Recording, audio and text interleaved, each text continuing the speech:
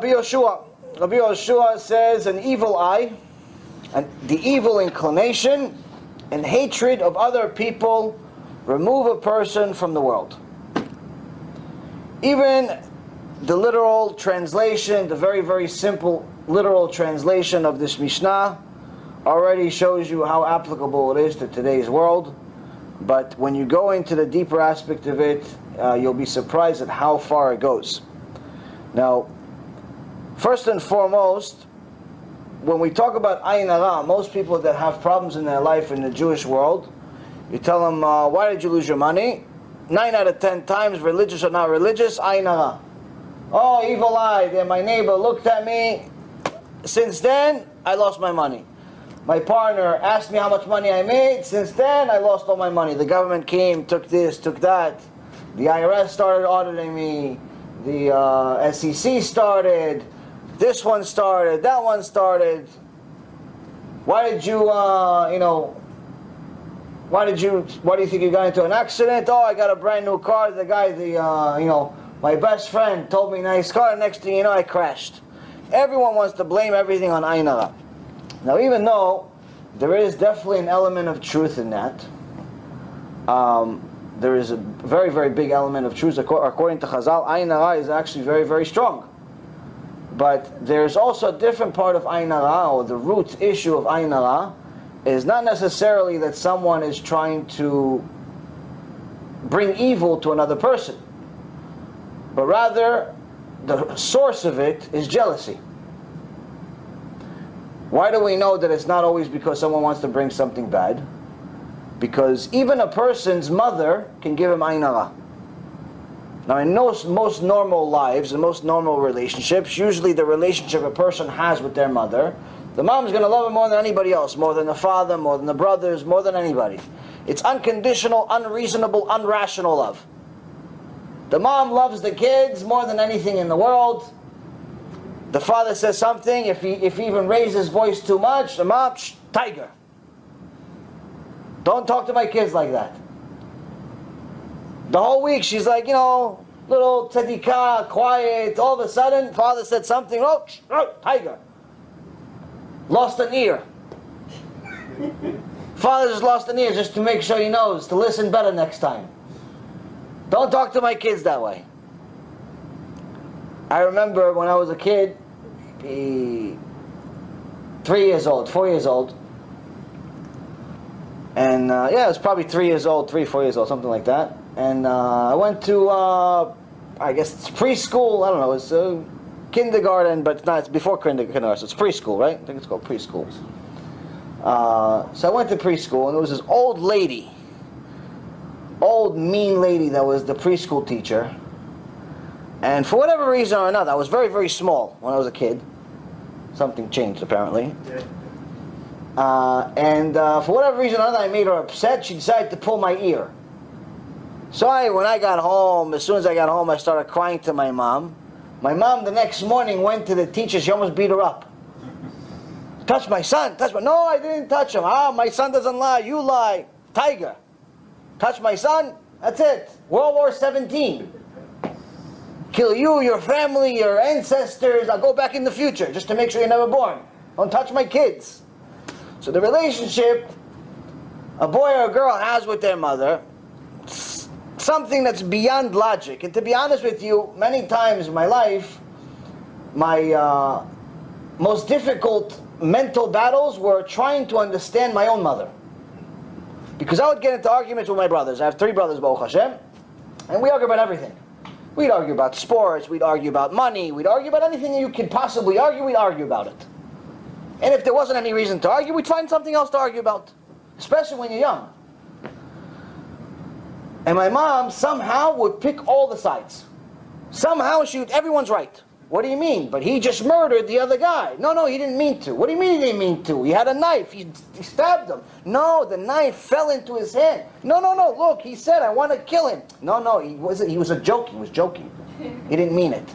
But he said, I'm planning it. He wrote a letter. I'm planning on killing ABC. No, that was just something else. You're not understanding the English he wrote. She'd somehow give us kaf zchut that's completely irrational. That somehow all of us were right. all of us were right, she loves all of us the same, and it would drive me insane. He's wrong, I'm right. No, pick my side. And the other one says, no, pick my side. But somehow she knew how to make peace better than anyone else in the world. Baruch Hashem kept the family together throughout all the difficulties, the ups and downs.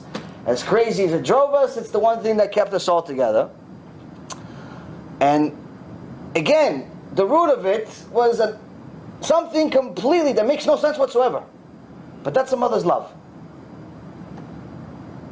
Now, that very same mother, not talking about my mother, somebody else's mother, can actually give her own son Ayin Hara. Obviously, it's not on purpose. She loves him.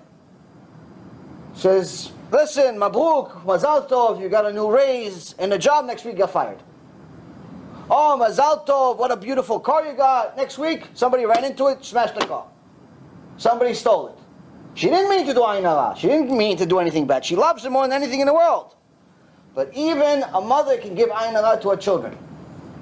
So much so, in regards to the level of Ayin Hara, that a person can give themselves Ayin Hara. A person can give themselves Ayin Hara. This is also, by the way, the reason of why anyone that wants things, if you have something in the works that's big, that's good, whether it's monetary, you have a big deal in the making, or you're about to finish the Shas, you're about to finish a Gemara, you're about to do something big, something meaningful, don't tell anyone, including yourself. Meaning, don't say it out loud. Don't say, I can't wait until I finish Masechet, whatever Gemara you're up to. I can't wait. You say it out loud, just want to talk to yourself. You know, if you have no one to talk to, it's 3 o'clock in the morning, you want to talk to yourself. Don't say it. Your wife asks you, where are you going? You know, you're going to the kollel to go learn. Don't say I'm going to the kollel to go learn. I'm going to my friends. I'm going to see my friends. She knows where you're going, obviously, because or else she's going to hang you right next to the statue that the next door neighbor has. But don't say I'm going to learn. Why? Because Satan's going to come and interfere. You have a big deal in the making? Don't tell anyone. Keep it to yourself until it's finished. Once the deal is finished, you can tell your wife, but that's it. Don't tell the rest of the world. Including your brothers, your sisters, anyone, and your parents, anyone. I'm telling you, it's not something that's against anyone's parents, chas v'shalom, or brothers, or loved ones. It's actually for their best interest. To keep your life, not necessarily secret, but contained. Because the more you publicize things, even if it's a mitzvah, you start telling people, listen, I planned that as soon as I made, I don't know, $300,000, $400,000 in a year, I was going to invest and buy a Sefer Torah.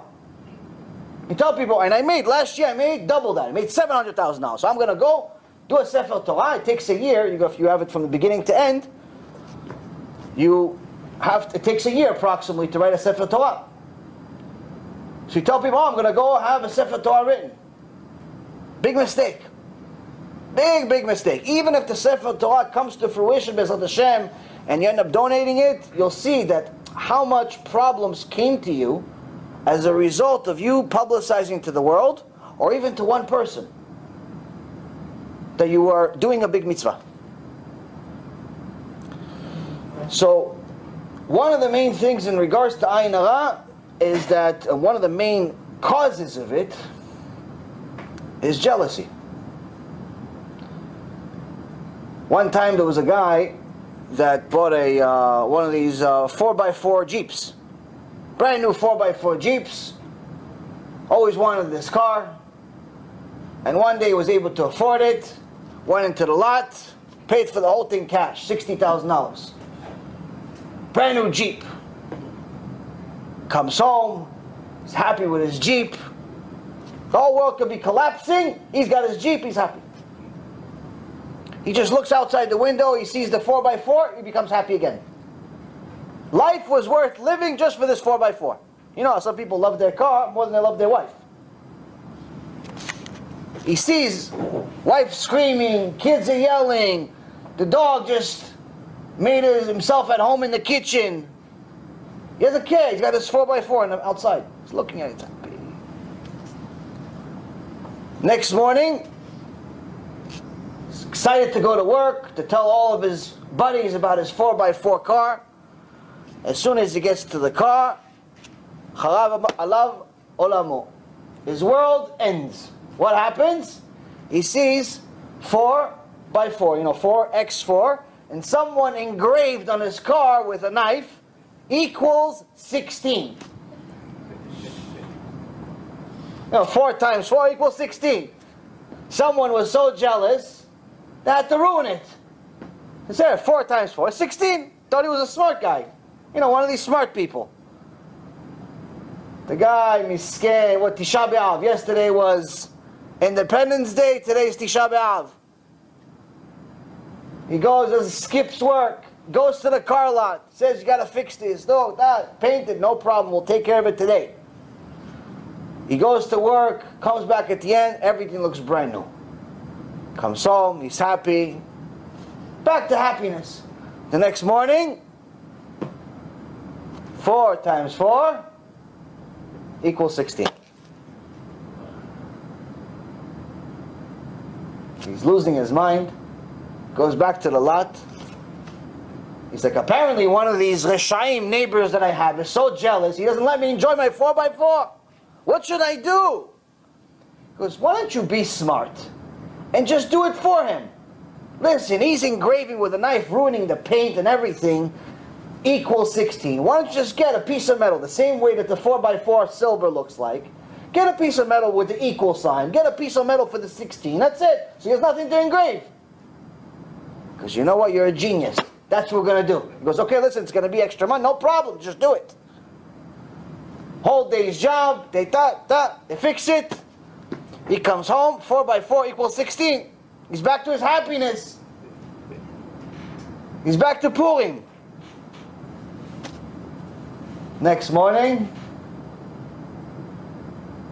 Shem Yerachem, he sees the biggest engraving yet. 4 times 4 equals 16 is what he has. And then he says, exactly.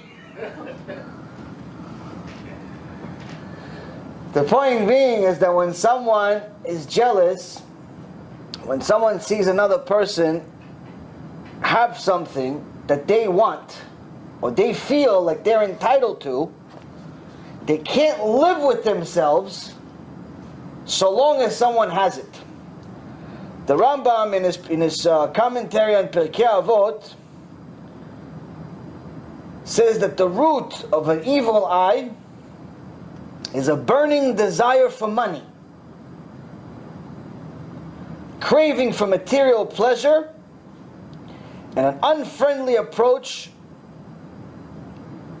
These are all sicknesses that lead to depression.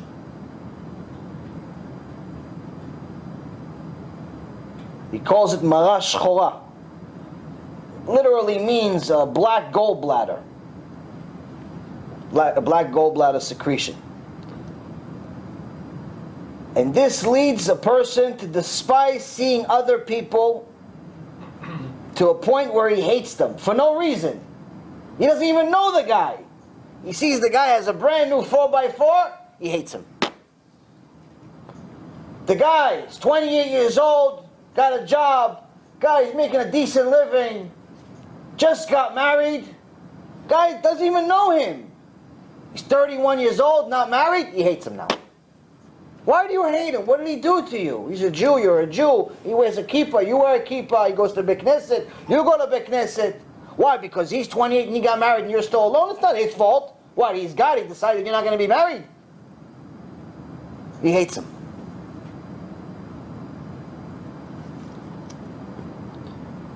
These people end up preferring solitude. They prefer to be alone, which will eventually bring them to ruin. This inner hatred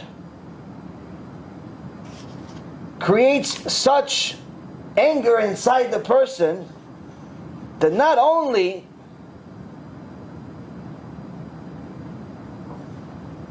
Is it something that hurts the other people with their evil eye and their jealousy, but it ends up killing the person himself that has this evil eye? In the Gemara, Baba Batra, page 2b, it says a man is not allowed to stand over a field of his friend and admire it. Your friend has a field, your friend just bought a brand new property, and he's inviting you. He's inviting you, come see my brand new property. That's what usually people do. They go buy a lot in the middle of nowhere. They think it's going to be in the next Times Square. What do? They bring, hey look, I bought 37 acres for $2,000 an acre. It's going to be $10 million an acre one day. So what does he want to do? He wants to invite everybody. Hey look, it's this boy from high school. Brings his friend from high school. Look what I bought. 74,000. Watch, one day it's going to be worth 74 million. Big mistake. Gemara says that person that came, obviously the person that invited him is making a mistake for inviting Ayin Hara to his life. But the person that came, he's not allowed to look. He's not allowed to look and admire his friend's field. Why? Because his eye can hurt it. He can look at it, admire it, and cause damage from his eye. It's like I told you guys the joke, I think it was a couple of weeks ago. Two guys known for having Ayin Hara sitting next to each other. One guy says, you see that new bridge? As soon as he says, you see that new bridge, bridge collapsed. Hashem Elachem. The other guy says, wow, what an eye you have. Boof! His eye popped out. But that's evil eye. Gemara Baba Metzia, page 38. It says something, mamash, if you think about it, scary, of how dangerous evil eye is. It says if somebody finds a talit, a piece of clothing, you know, it happens sometimes somebody leaves their talit in the Beit Knesset, or they leave it in a store, or a piece of clothing, a jacket or something. People lose stuff all the time. Now in Judaism, unlike other religions, we have an obligation. If we know who it belongs to, we have an obligation to return it. If it's another Jew, you have to return it. If it's not a Jew, you do not have to return it, but if you do return it, it can be Kiddush Hashem, which is the biggest mitzvah in Judaism. So, the Gemara says if somebody finds a talit, or a piece of clothing, he's not allowed to spread it open and show it to the world and say, hey, is this jacket, this talit, this dress belong to anybody? Not allowed to do it. Why? Because the admiration of the people, if they see it's a nice talit, it's a nice dress, it's a nice jacket, can cause damage to the owner from their evil eye. It's Gemara. It's Mount Sinai.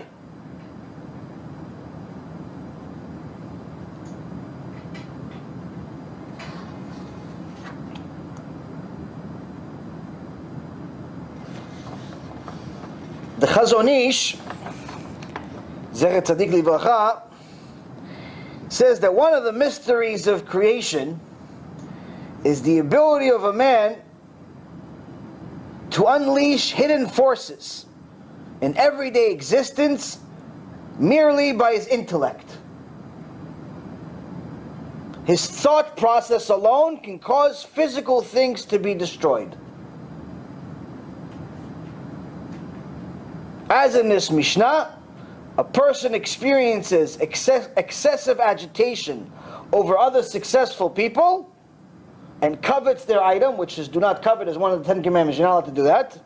He wants them. He's jealous. He sees the other guy just got married. Even if he doesn't want his wife, but he wants a wife and he's jealous that his friend got married, Shem Echem, how much damage he can cause them. This is also part of the reason why it's not advisable to maintain close friendship with single people if you just got married. It's not advisable. I've never met a single person that's happy. New couples usually are happy. This is not exactly the ideal situation, unless, they're serious people, they're going to get married soon, but in general, you should find other couples. Couples should be with couples, singles with singles, because also the mindset of a person when he's single or she's single is different than a married couple. create a lot of different issues. And also, it's not exactly a great idea to bring your single girlfriend to your house for your husband to look at. Because despite how much of a tzaddik he is, he still has a Yetzer Hara. And she has a Yetzer Hara. This is also why there's a mitzvah of yichud. You're not allowed, a man is not allowed to be alone with another woman that's not his wife. Unless it's a place that's public, where anybody can come in and go. If there's an office, there's other people coming and going, they're allowed to be, allowed to meet. But if everyone left, the whole company left, she's the CEO, he's one of the employees, not allowed to be together. He's scared, she's 87 years old, he's 20, it's never going to happen. Not allowed. Not allowed.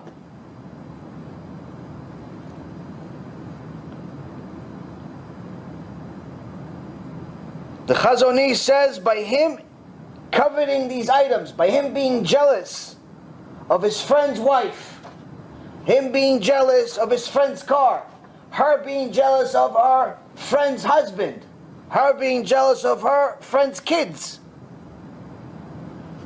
The Chazon Ish says they place these things in extreme danger. So, amas sakanat nefashot.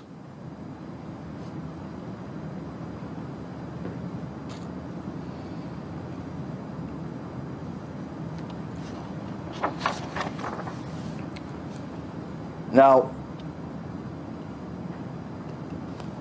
the question is, what is the root